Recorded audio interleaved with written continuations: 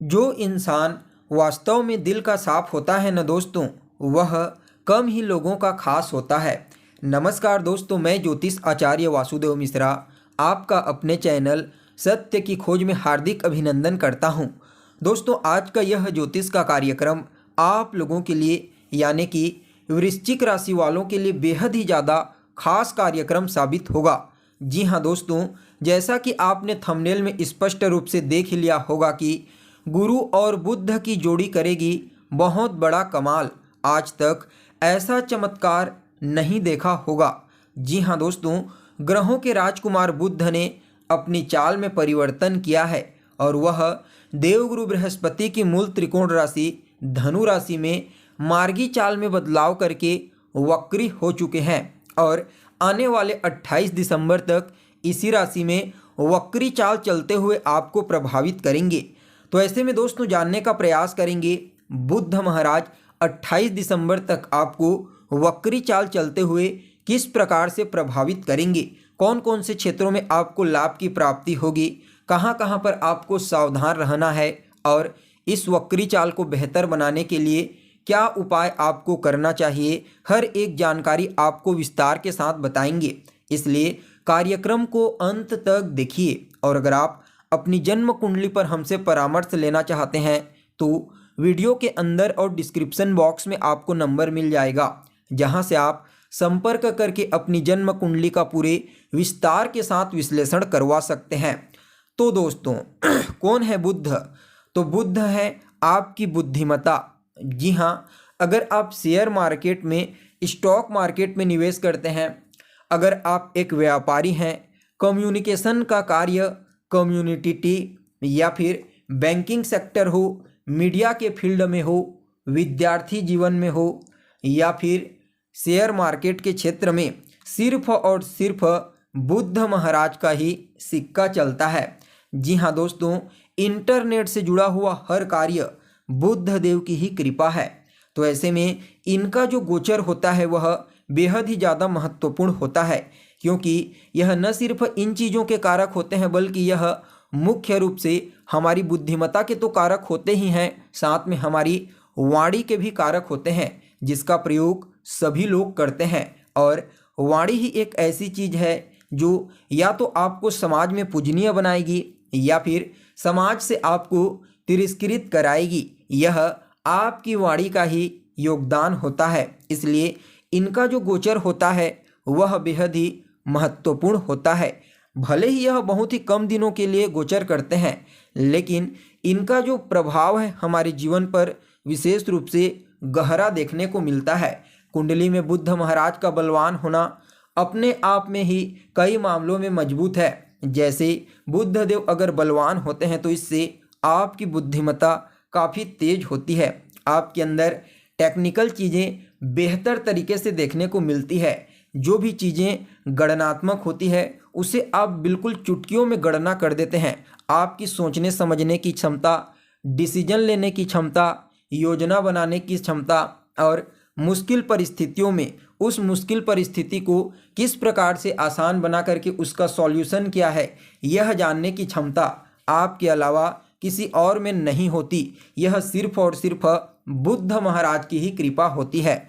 तो ऐसे में दोस्तों इनका जो यह वक्री चाल है, यह धनु राशि में जो देवगुरु बृहस्पति की मूल त्रिकोण राशि है उसमें हुआ है और आपकी कुंडली के दूसरे स्थान पर। तो ऐसे में बुध देव का जो प्रभाव है आपके लिए बहुत ही ज़्यादा विशेष रूप से बढ़ जाएगा, क्योंकि यह दूसरे भाव के कारक ग्रह भी तो माने जाते हैं, क्योंकि यह आपके वाणी का भाव होता है और बुध देव आपकी वाणी के कारक होते हैं। तो ऐसे में दोस्तों सबसे पहले तो यह आपकी वाणी को प्रभावशाली बना देंगे। जी हाँ, इस समय आपकी वाणी आपके लिए एक प्रबल हथियार की तरह कार्य करेगी, जो आपको आपके जीवन में उत्तरोत्तर तरक्की प्रदान करने में आपकी सहायिका साबित होगी। इस समय आपके पारिवारिक जीवन में, विशेष रूप से आपके दाम्पत्य जीवन में खुशियों का आगमन होगा। इस समय परिवार के लोगों के साथ आपसी तालमेल, सामंजस्य स्थापित करने में आप काफ़ी हद तक कामयाब रहेंगे। इस समय आपको अपने फैमिली मेंबर्स का पूर्ण सपोर्ट प्राप्त होने वाला है। पैतृक संपत्ति को लेकर के जो भी टेंशन और तनाव अभी तक थी जो भी समस्याएं चल रही थी वह समस्याएं अवश्य ही इस समय दूर होती हुई नजर आएगी। तो वहीं दोस्तों, अगर आप पैतृक संपत्ति को सेल करके कोई नया व्यापार शुरू करने के बारे में सोच रहे हैं तो संभावना है वह भी इस समय हो जाएगा। इसके अलावा आपके ससुराल पक्ष से भी आपके तालमेल बेहतर होंगे। ससुराल पक्ष की तरफ से आपको इस समय धन की प्राप्ति भी हो सकती है। यहाँ पर अष्टम भाव को जब बुध महाराज दृष्टिगोचर करेंगे तो अचानक ही आपके जीवन में धन आने के मार्ग खुल जाएंगे। इस समय लॉटरी, सट्टा, शेयर, इन क्षेत्रों में भी आप विशेष रूप से पैसा लगा करके इनकम जनरेट कर सकते हैं। लेकिन इसके लिए आपकी कुंडली में भी बुध ग्रह का पंचम भाव का और राहु का बलवान होना, बेहतर स्थिति में होना बेहद ही आवश्यक है। तभी जाकर के अगर आप इन क्षेत्रों में पैसा लगाते हैं तो वहाँ से आपकी इनकम होगी, अन्यथा आपको सिर्फ और सिर्फ लॉस होगा।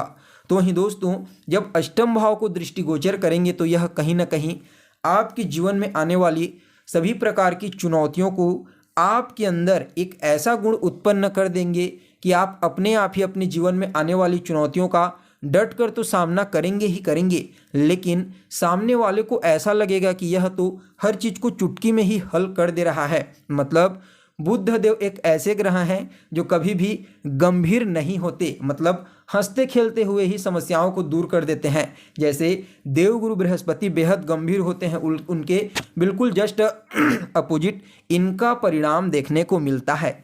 इसलिए इस समय आप अपने जीवन में आने वाली सभी प्रकार की चुनौतियों का बड़े ही प्रसन्नता के साथ सामना करेंगे और उनका सफाया भी कर देंगे।